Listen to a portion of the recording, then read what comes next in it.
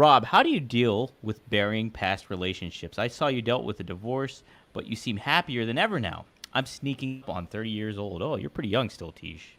But Rob, how do you deal with past relationships? Burying past relationships. Well, it's obviously every situation is going to be different. You know what I mean? Like a lot of people lose relationships, and then they go on thinking that that was the best relationship of their life, and then things don't get better for them. Um, and the way the mind works, it can kind of trick a lot of us into thinking that at least short term anyway. You know, you there's some grievance, just like when you lose anything. Something important in your life that you love is gone, and so you got to take however long it takes to deal with that. But you also got to have faith. You have to have faith. You have to understand that there's bigger plans for you. There's a reason this happened, and if you can see the reason and you still can't get over it, and you know that even if you got back together, it would be horrible, especially with what's gone on, since you broke up and stuff, and you still can't pull your head out of your ass, then you're just stuck in a depressive cycle where you feel entitled to be down, and you're the only one that can get yourself out of that.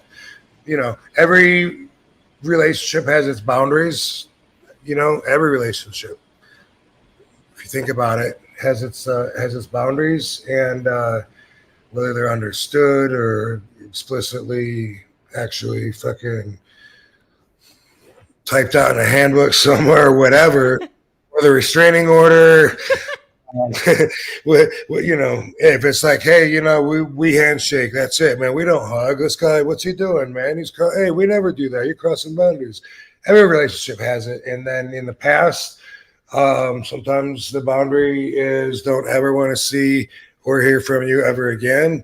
That's a boundary. And if it's, hey, we got kids, we still got to see each other, whatever, then, you have to make room to look out for number one. So as long as that's what you're moving towards, you look at the past relationship, learn to appreciate why it is a past relationship. And yeah, for me, I'm way happier. I look back and I can't believe that I used to think I was happy, but you know what? I really didn't know happy. That was like the best that I'd had at the time, was somebody actually telling me that they were going to stick with me, for forever. Like, wow, no one's ever told me that. But, really, that's hollow anyway. And it's just words. And it didn't happen anyway. But it gave me a reason to put this person like way above everyone else and say, you know what? I'm going to do my best to treat this person the way I think someone in that position should be treated. So that's more of a reflection of me, really. How I think RVD's wife should be treated. First off, I think that isn't something that just anybody should be able to have. Should be somebody really special. Should be somebody that has, a hero looking out for her best interest. That's the way I've always seen it. Maybe it's my ego. So even when the Evil X really didn't deserve it, I still stuck with that out of respect for me all the way till the end. So, even though she'd broken all kinds of boundaries and was 1,000% positive that she wanted to divorce and go opposite ways, and wanted me to be dating other girls and all that. All the way through that, I stuck by what I respected, and I wanted to respect myself afterwards, and I do. And if I hadn't, I wouldn't know how to treat Katie. Now, I have no doubt. Like, I already know what I can do. And Katie's awesome. But looking at the bigger picture now, I see that I wasn't happy. There was never like trust. We fought all the time. She was always very insecure. I'm gone on the road. The only reason our relationship lasted so long is because we didn't see each other a whole lot, because I was on the road 5-6 days a week, sometimes more. Anyway, you get it, for a long, long, long time. And when all that finally ended and I was home more, that's when, which is very, very common in my business, that's when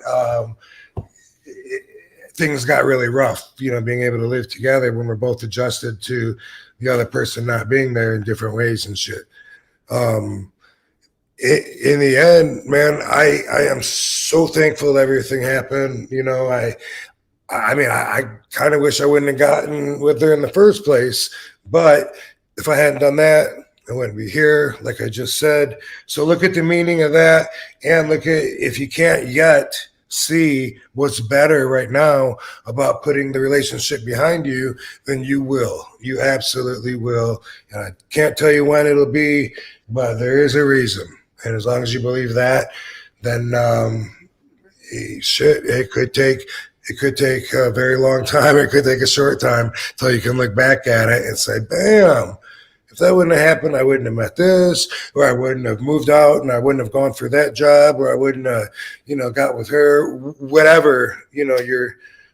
Our paths are determined by actions that bump it along the way, So